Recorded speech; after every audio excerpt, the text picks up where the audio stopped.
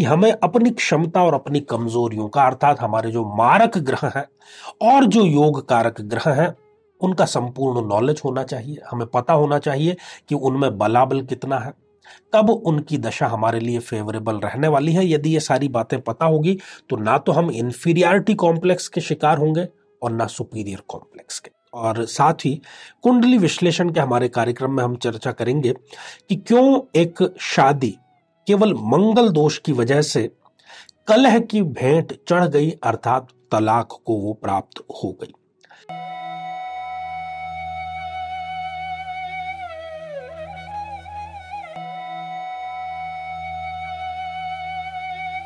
साथियों, एक बार एक जंगल में एक शेर का बच्चा था। उसके और भी भाई बहन थे, परंतु वो उन सब की तुलना में थोड़ा सा कमजोर, थोड़ा सा शर्मीला था। कहने का अर्थ यह है कि शेर के बच्चे जैसे या शेर जैसे उसमें कोई भी गुण नहीं थे। और इसी बात को लेकर के उसके जो दूसरे भाई बहन थे वो उसकी हंसी उड़ाते थे कि शेर का बच्चा होते हुए भी तुझमें शिकार करने का कोई गुण नहीं है, दहाड़ने का कोई गुण नहीं है, अपनी तानाशाही स्थापित करने का कोई गुण नहीं है। और ये सारी बातें सुन करके वो जो शेर का बच्चा है वो इंफीरियरिटी कॉम्प्लेक्स का शिकार हो गया। एक बार उसको पता नहीं क्या सूझी कि मुझे भी अपनी क्षमता दिखानी है, तो वो निकल पड़ा एक पगडंडी पर। और रास्ते में उसको सबसे पहले एक हिरण मिला। उसने रोब झाड़ते हुए हिरण को रोका और कहा, तुम जानते हो मैं कौन हूं? हिरण तो एक बार डर गया, शेर की ताकत से वो वाकिफ था। उसने कहा, महाराज आप शेर हैं और इस जंगल के आप राजा हैं। अहंकार से भर गया वो बच्चा और उसने हिरण को जाने का इशारा कर दिया। अब इसके बाद में उसकी जो चाल है वो भी थोड़ी सी बदल गई। कुछ दूर आगे चला तो फिर उसको एक लोमड़ी मिली और उस लोमड़ी ने देखा कि शेर इधर आ रहे हैं, तो लोमड़ी तो अपने दिमाग के लिए, अपनी चालाकी के लिए जानी जाती है। वही प्रश्न उस शेर के बच्चे ने लोमड़ी से भी किया कि तुम जानती हो मुझे कि मैं कौन हूं?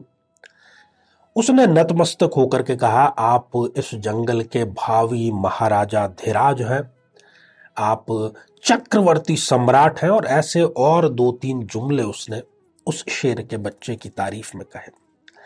अब तो फिर कहना ही क्या, वो इतना अहंकार से भर गया, लगभग वो पागल हो गया। कुछ दूर और आगे चला तो उसको एक हाथी मिला। अब उसमें ओवर कॉन्फिडेंस इतना ज्यादा आ गया था कि उसने यही सवाल हाथी से भी किया कि जानते हो मैं कौन हूं? पहले तो हाथी ने उसको बच्चा समझ करके अनदेखा किया और फिर 2-3 बार पूछे जाने पर भी जब हाथी ने कोई जवाब नहीं दिया तो वो शेर का बच्चा उछल करके उसके कान तक पहुंचकर पूछने लगा कि पहचानते हो मुझे, मैं कौन हूं?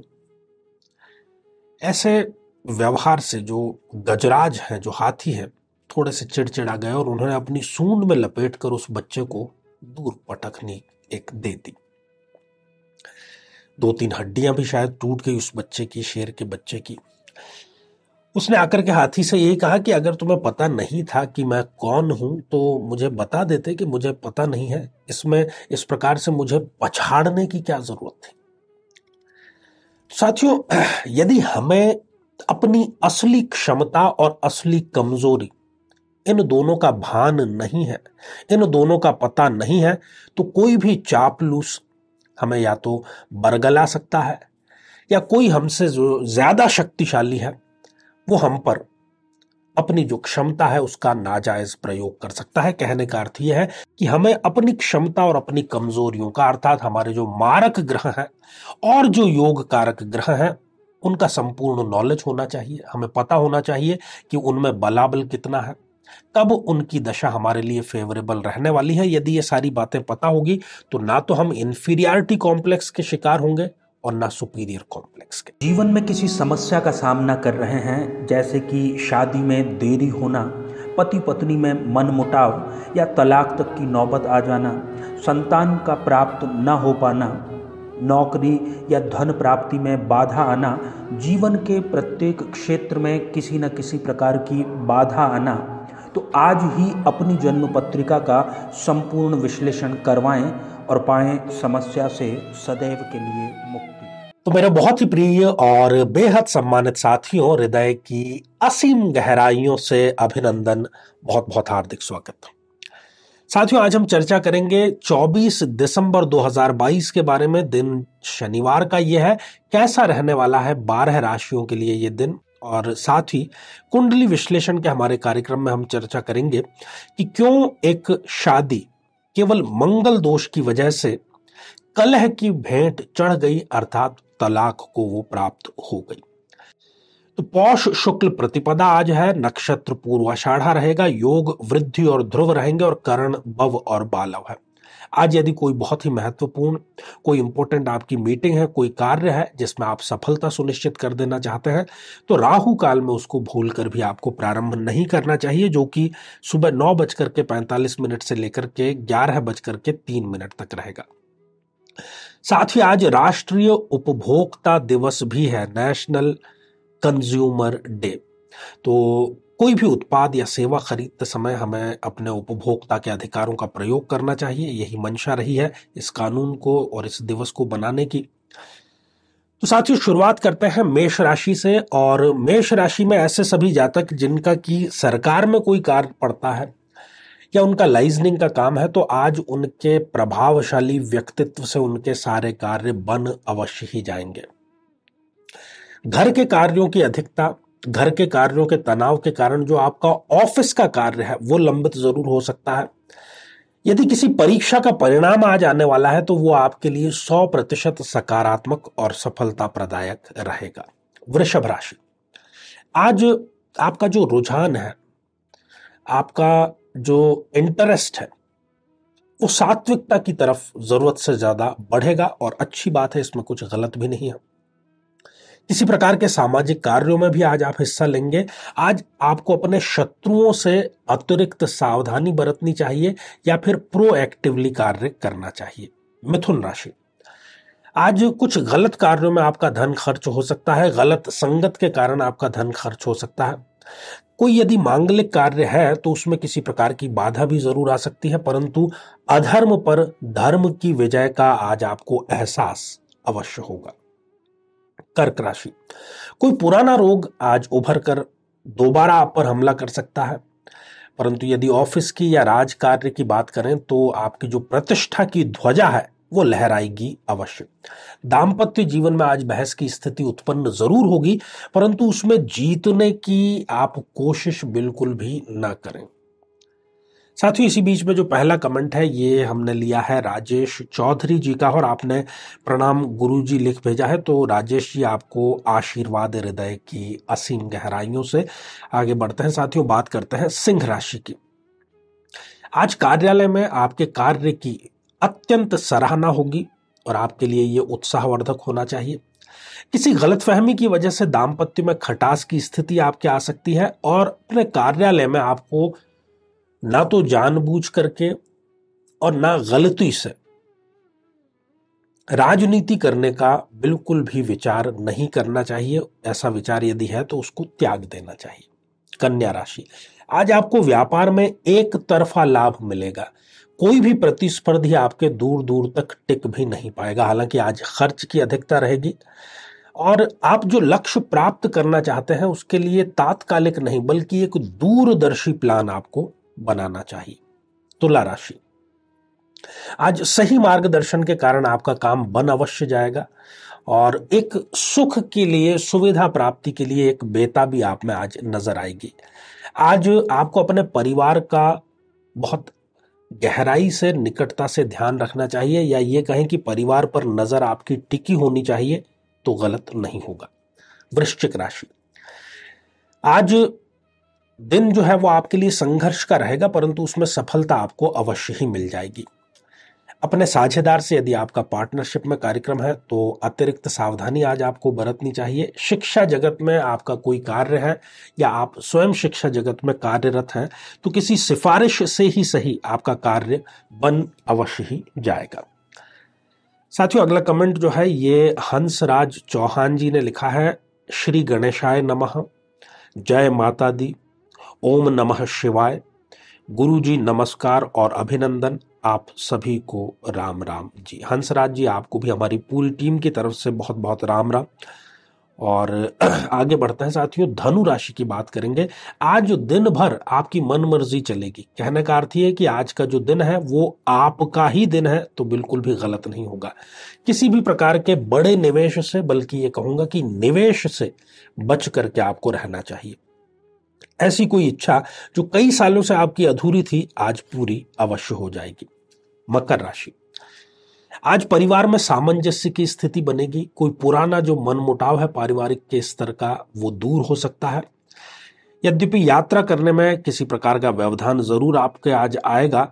सहकर्मियों का, कलीग्स का जो सहयोग है वो आज आपको दिन भर मिलेगा, हर क्षेत्र में मिलेगा। कुंभ राशि, ऐसे कंवारे जातक या जातिकाएं जिनका विवाह नहीं हो पा रहा है, उनके लिए विवाह का प्रस्ताव आ सकता है या विवाह की बात आगे बढ़ सकती है। रुके हुए जितने भी कार्य हैं उनकी चाल आगे बढ़ जाएगी और आपको अपने जीवन साथी का सहयोग भी आज भरपूर प्राप्त होगा। मीन राशि, आज आपको अपने परिवार का सहयोग हर एक पल, हर एक कदम पर मिलेगा। सरकार में यदि कोई कार्य है तो वो कार्य भी आज आपका बन अवश्य ही जाएगा और बिजनेस में कोई बड़ा सौदा होने के भी संपूर्ण आसार है।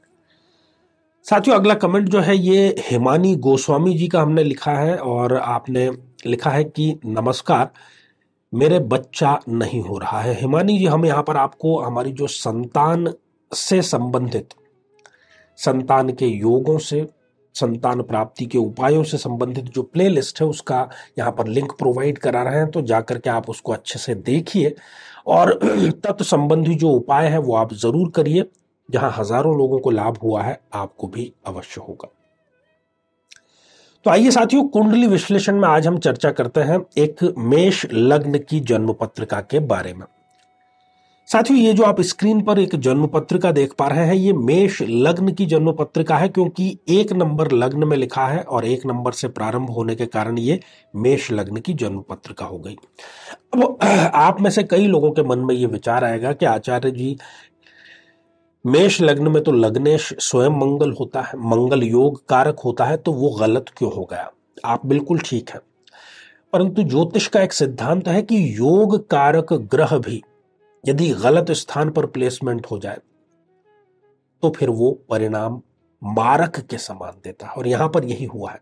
चतुर्थ भाव में जाकर के विराजमान हो गए हैं मंगल देव, और चतुर्थ भाव में 4 नंबर की राशि है कर्क राशि, और मंगल देव कर्क राशि में नीच राशि के हो जाते हैं। अब ये जो चतुर्थ भाव है जहां पर कि मंगल देव बैठे हुए हैं, ये माता का भाव है, भूमि का, भवन का और वाहन का।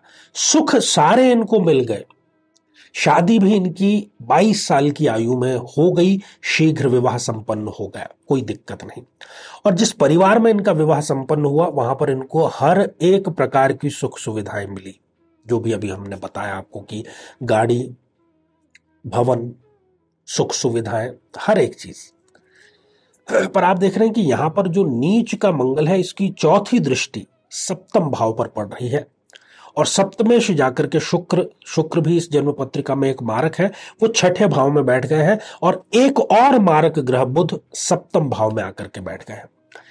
इन स्थितियों के कारण विवाह के 4 साल के पश्चात में ये गंभीर रूप से बीमार पड़ गई, और इनका जो स्वभाव है मानसिक तौर पर चिड़चिड़ा स्वभाव हो गया।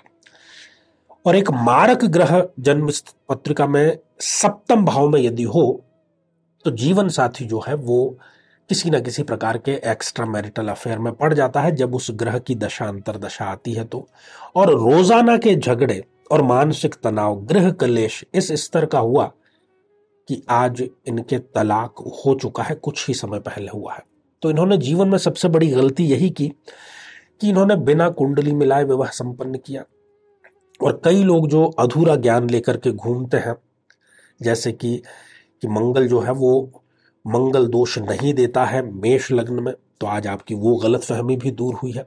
तो इस प्रकार की कोई स्थिति किसी जातक या जातिका की जन्म पत्रिका में है तो उसे चाहिए कि वो विवाह के पूर्व नियमित रूप से देवी भागवत का पाठ करे और कुंडली मिलान करके विवाह संपन्न करें।